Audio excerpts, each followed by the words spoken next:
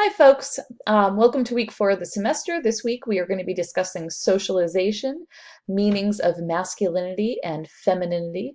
And what we mean by that is gender.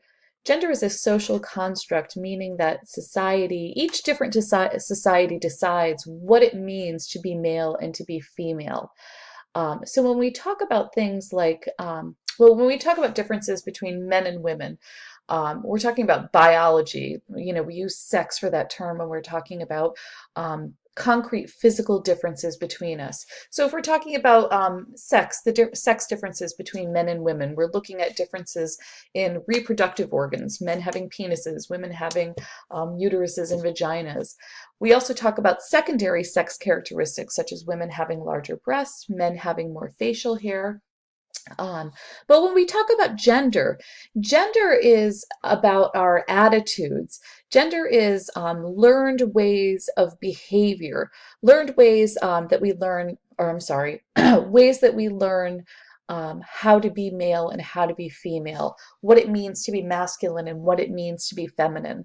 And we call that a social construct because every society may have different ways of viewing men and women. What we consider to be appropriate for women in our society could be different than what is considered to be appropriate for women in other societies. So gender is very much about our attitudes, our behaviors, and it is learned through the society that we live in. It is not concrete and fixed, such as sex, which is related to our biology. So we're going to talk about the ways that we are socialized into these different gender patterns. So for this week, I do have a rather lengthy video for folks to watch. Last week we did not have a discussion forum. Last week's material was pretty dense, talking about our different theoretical approaches. So I just wanted to focus on the one assignment I had for you folks last week was to email me two different fake news, or no, I'm sorry, two different articles, one being a fake article and one being a real article. And I'm going to put those together today and make a quiz for you folks so you can determine or test your skills around determining whether an article you see is fake or real. So for this week, we have our discussion forums back. We're looking at Gender Revolution, which is a video. Oh, forgot about this. So what I do want to let folks know is this video, Gender Revolution, comes from Films on Demand through the library. So you need to log in separately using, and you use the same login that you do for your HCC email, for Moodle.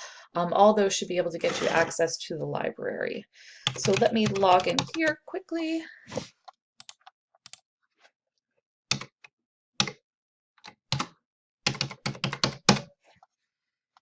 This should get me to our video. Oh. Okay, so here is the video, Gender Revolution. I'm going to, am I going to make this bigger? Oh, here we go. All right, it took me a minute here to navigate this. If you want to make the video full screen, just click here onto the video. You guys can probably find this a whole lot quicker than I did. But you can get the video in full screen. And this is Katie Couric. I'm going to turn down my volume here. Katie Couric talking about some of the significant changes that society has gone through in terms of how we view gender and how we, sociologists use the term do gender, meaning how do we display our femininity or our masculinity. So please watch the video. It is an excellent video, although I do realize that it is longer than a lot of the videos I do assign. It's about an hour and a half. But again, an excellent resource. So please watch Gender Revolution. And then in our discussion forum, I'm asking folks to just talk about your thoughts around the video. I didn't give a specific prompt around this because sometimes I like students to have the freedom to go in whatever direction they want to regarding some of the material that's being discussed. So in the discussion forum, talk about your thoughts and ideas regarding the film in your groups. Did the film bring up any additional questions for you? Any additional thoughts? As always, post your response to the forum by midnight on Thursday, and then respond to two classmates by 11:55 p.m. on Monday. Actually, I think that's incorrect. I think you guys have until Tuesday. I will change that because next Monday is a holiday. So I gave folks until Tuesday for assignments. So I will correct that. But gender revolution is going to be the focus of our discussion forum for this week. I'm working on grading this week, getting caught up with grading. Um, I've been reading over our Do We Need Relationships to Be Happy discussion forum posts, which were excellent. Folks did a really great job dealing with that question, talking about some pretty personal stuff in the context of those discussion forums. And, and a lot of folks struggled with the question of relationships certainly make us happy, but how important is it that we also be happy with ourselves? And it's interesting, as I was posting that question, it was one of the things that I thought of. Because as a psychotherapist, I'm always talking to folks about you need to be good with yourself. You need to love yourself. You have to be okay with yourself going into a romantic relationship, so that a relationship is something you feel like you want, not something that you necessarily need for your happiness. On the flip side of this, I will tell you as a sociologist and a social worker that our relationships do give us a lot of happiness. So the dilemma, particularly for a lot of folks with mental health issues, is that things such as depression isolate us. Um, we have less energy, less motivation.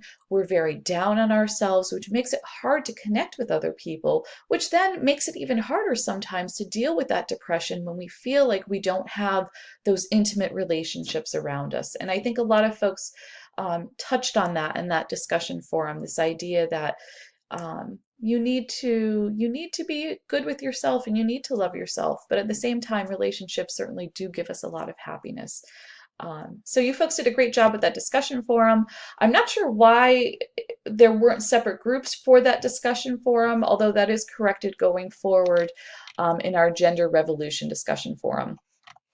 I also have opened the Happiness Google presentation. I closed it to get through grading to make sure that edits couldn't happen after that. Um, but there's a lot of great things here. Take a moment and just look through the Google Slides to look at your classmates and some of the things that make them happy. And of course, one of the things that stands out so tremendously is relationships. That by and large, I'm not sure I saw a slide where someone didn't mention some kind of relationships, whether it's their family, their friends, boyfriends, girlfriends, husbands, wives, children, whoever it may be, but our families certainly stand out when you look through these slides and how important those folks are to us. So, absolutely take a minute to look through these, get to know your classmates a little bit better, and look at some of those similarities and really what does bring us happiness and joy in our lives. If you have any questions, as always, email me. Let me just go back here to assignments really quick. As a reminder, you have until tonight to email me your fake news items. You have to send me a link for one real article, one fake article, for me to create our fake news questionnaire from. And the chapter, oh, what am I talking about? Chapter 2 test is still open through tonight, so you have until 11:59 tonight to complete the Chapter 2 test if you haven't done that already. You have some extra time with assignments this week since Monday is a holiday. So the Chapter 3 test is due Tuesday, 2/20 instead of on Monday. The Gender Revolution discussion forum is due at that time as well. Thursday. Oh, that says Thursday. Oh, Thursday, 2:15, that's correct. Responses to classmates due by 11:55 p.m. on Tuesday, the 20th. Our other assignment, gender socialization. We have another Google slide presentation. For this assignment, again, we're looking at this idea of gender. Here we go. We're exploring cultural meanings behind gender and how we are socialized into gender. I've talked a little bit about how gender is a social construct.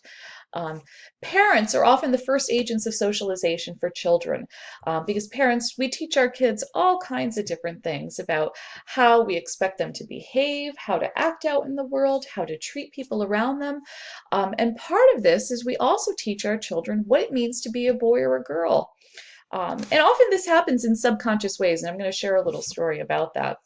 So for this assignment, I want students to go to a website for a toy store or any store that sells toys. You can go to Toys R Us, Walmart, Target. Choose one example of a toy that is marketed towards boys and one toy that is marketed towards girls. Create a slide or two, if you want a separate slide for your two toys, and post a photo of the toys you have chosen. Briefly on your slide, describe what gender messages you think are tied to these toys. Make sure your name is on each slide that you create, and this is due on Tuesday, 2/20. I've also included some information here, some short videos, which are really good at getting at, again, this idea of how we treat boys and girls differently. This first video has inspired her mind. It's a Verizon commercial. I have the Always Like a Girl ad campaign here, which was really awesome if folks have never seen that. A short video here about some of our ideas about what it means to be a man, and again, some of those ideas about masculinity, which can be harmful to boys as well. And then a short video talking about gender, and again, how younger folks interpret this idea of gender and how it affects their day-to-day lives. I often talk about, I show this Inspire Her Mind Verizon commercial every semester in most of my classes because I talk about gender in most of my classes. And this commercial particularly gets to me because I'm a parent of two girls. I have two daughters who are now 14 and 15. And when I look at the things the parents say in that commercial, I can hear my own voice, and it's a little scary. Particularly, there's one scene where the girl is in the woods, and I think she's kind of going through a stream or something, and her parents go, "Don't get that dress dirty, Sammy." And that kills me because I know I have said that to my children. Don't get dirty, don't get messy. And it's not that I believe that girls shouldn't get dirty and messy and they shouldn't play in the dirt and rough and tumble. But for me, it was more, holy crap, I don't want to have to change your clothes again. I just put that dress on you. Can you stay clean for 2 minutes? What I don't know, though, is if I had a boy, would I say, well, that's what boys do. Boys will be boys. And that's what I mean, that sometimes this gender socialization happens on a really subconscious level. Because as a parent, with my background, I really wanted to raise my kids. I didn't want them, pink princesses all around. I wanted my girls to really know that they are capable of doing anything and being anyone they want to be. And despite that, I still fall into some of these gender patterns without even necessarily knowing that I'm doing those things. So I'm not trying to bash parents here by talking about how parents socialize their kids into gender. The reality is it's part of our culture. It's part of, and when I say culture, it's like part of the air that we breathe. We're not even aware of the fact that we do these things or that we have these expectations. And that's why increasing our awareness is so important. So please upload a slide or two to our Google Slideshow. Two toys, one that is marketed towards boys, one that is marketed towards girls, and then give me a brief description of what you think these toys, what kind of messages these toys are sending to our boys and girls about what it means to be a boy or a girl. As always, email me with any questions. Thank you.